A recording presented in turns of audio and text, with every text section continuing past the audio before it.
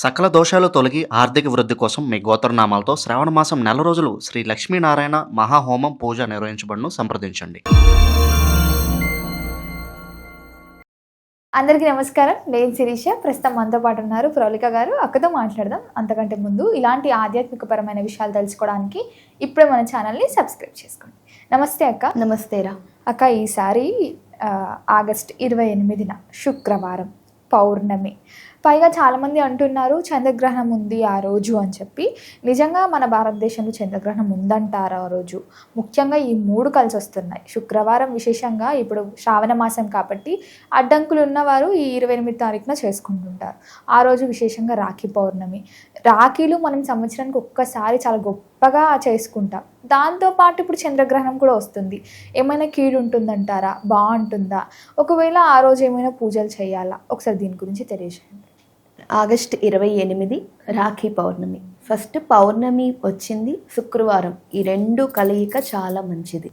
మనం ముందు మాట్లాడుకున్నట్టే ఈ 2 కలయికలు చాలా మంచివి కాబట్టి ఆగస్ట్ 28న మొన్న వెళ్ళిన 21వ తారీఖు చేసుకోలేని వాళ్ళు, వరలక్ష్మి వ్రతం ఆటంకాల వల్ల ఏదైనా ఇబ్బంది వల్ల చేసుకోని వాళ్ళు ఈ 28న చక్కగా చేసుకోవచ్చు.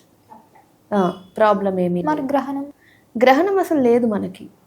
చంద్రగ్రహణము అస్సలు మనకి లేదు. మన భారతదేశంలో చంద్రగ్రహణం లేదు కాబట్టి ప్రశాంతంగా చేసుకోవచ్చు. అది ఇంకొకటి ఏంటంటే రాఖీ పౌర్ణమి. మనం ముందుగా మాట్లాడుకున్నట్టు జంజాల పౌర్ణమి అని కూడా అంటారు ఈ రాఖీ పౌర్ణమిని. అదే యజ్ఞోపవేతం మార్చుకుంటారు. యజ్ఞోపవేతం నూతన యజ్ఞోపవీత ధారణ అంటారు దాన్ని. నూతనంగా యజ్ఞోపవేతం ఉన్నది తీసేసి కొత్తది వేసుకుని గాయత్రి మంత్రం చదువుకుని చేసుకుంటారు. చంద్రగ్రహణం అనేది మరి ఎక్కడి నుండి వచ్చిందో ఏమో నాకు తెలియదు, కానీ ఆఖరి చంద్రగ్రహణం కానీ మనకి ఈ సంవత్సరంలో వచ్చే ఆఖరి చంద్రగ్రహణం ఇది. కానీ మన భారతదేశంలో ఇంపాక్ట్ ఎక్కడా లేదు. ఈ పట్టు విడుపు స్నానాలు కూడా అవసరం లేదు. అసలు ఏమీ లేవు. గర్భిణీ స్త్రీలు కూడా హాయిగా ఉండొచ్చు. ఎటువంటి నియమాలు కూడా లేవు.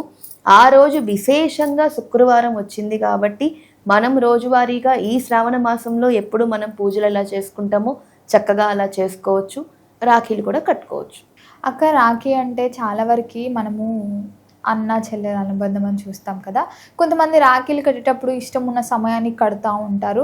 రాఖీ కట్టే శుభ సమయం ఏదైనా ఉందంటారా? ఇప్పుడు చాలామంది దూరం నుంచి వస్తూ ఉంటారు కదా, ఎప్పుడు పడితే అప్పుడు కట్టేసి వెళ్ళిపోతూనే ఉంటారు.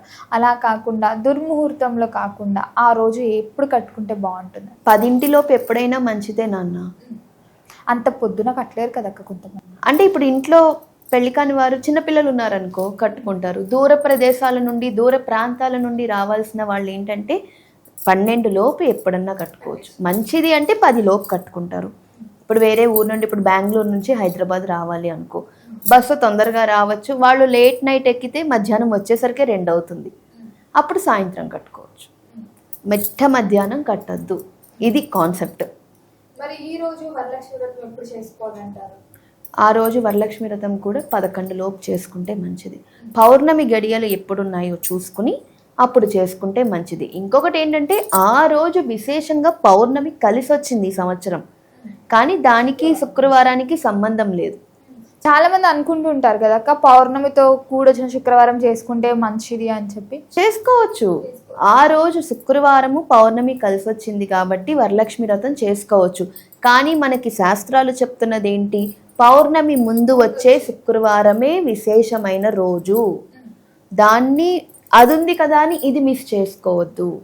ఇక్కడ ఏదైనా అడ్డంకు ఈ 21వ తారీఖు పౌర్ణమి ముందు వచ్చిన శుక్రవారం నాడు ఏదైనా అడ్డంకి ఉంటే ఈ శుక్రవారం చేసుకోండి. ఈ శుక్రవారం పౌర్ణమితో కలిసి వచ్చిన శుక్రవారం. కానీ అసలు వరలక్ష్మి వ్రతం అనేది పౌర్ణమి ముందు వచ్చే శుక్రవారం చేసుకుంటేనే. ఒకటిరా, ఇప్పుడు నీ బర్త్డే ఉంది, నీ బర్త్డే రోజు నువ్వు బర్త్డే చేసుకుంటావా? లేదంటే ఆదివారం వచ్చింది కదా, ఆదివారం అయితే చక్కగా ఫ్రెండ్స్తో కలిసి వెళ్ళొచ్చు అని చెప్పి అప్పుడు చేసుకుంటావా? ఈ రోజు ఉండే వైబ్ ఆ రోజు వస్తుందా? ఉండదు, రాదు. ఆ ఫీల్ రాదు. ఏదో చెయ్యాలి కదా, నామక వాస్తు చెయ్యాలి, ఫ్రెండ్స్ అందరూ వచ్చారు కొంచెం ఎంజాయ్ చేసుకోవాలి అన్నట్టే ఉంటుంది. కానీ మన మైండ్ సెట్, అబ్బా ఈరోజు నా బర్త్డే, నేను ఈరోజు కొత్త బట్టలు వేసుకున్నా, ఈ హుషారు ఉంటుందా? ఉండదు కదా. అదే పౌర్ణమి ముందు వచ్చే శుక్రవారం అందరూ వరలక్ష్మి వ్రతం చేసుకుంటూ ఉంటారు. మనకేమనిపిస్తుంది? అబ్బా ఈరోజు పండగ, ఈరోజు నేను చేసుకోవాలి, ఈరోజే ఇలా చేసుకోవాలి, ఈరోజే చేసుకోవాలి, ఈరోజు చేసుకుంటే అందరి ఇళ్లలోనూ పసుపు, చక్కగా పసుపు రాసిన గడపలు, ఎంత మంచి సువాసనలు, ధూప దీప నైవేద్యాలు, ఒకళ్ళింటి నుండి ఒకళ్ళింటికి వాసనలు వస్తూ ఉంటాయి, మామిడి తోరణాలు, పెద్ద పెద్ద రంగవల్లులు.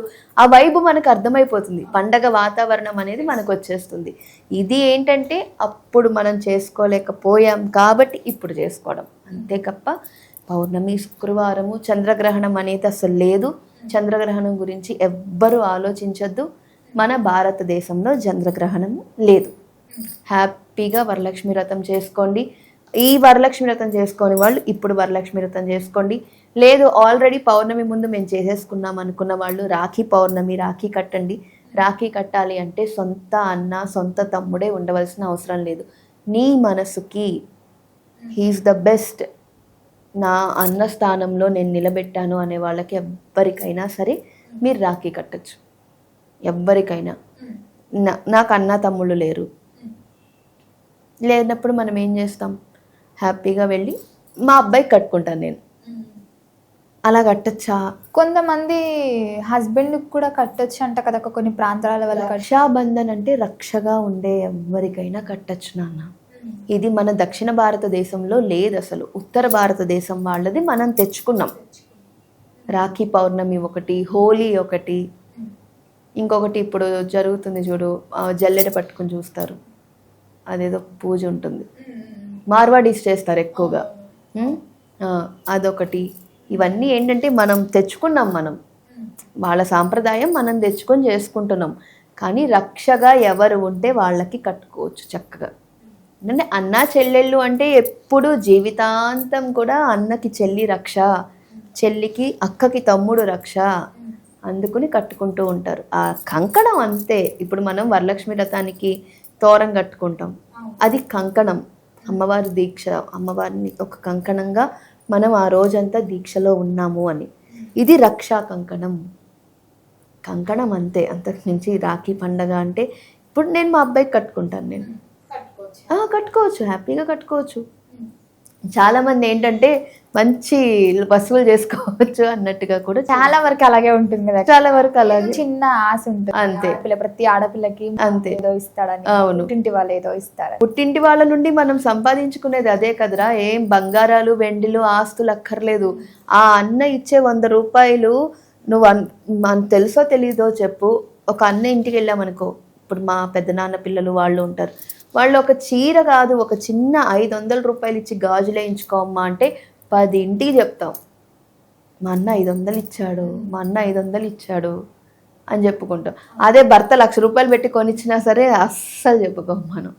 అన్న తమ్ముడు అంటే అదొక వైబ్, అదొక వైబ్.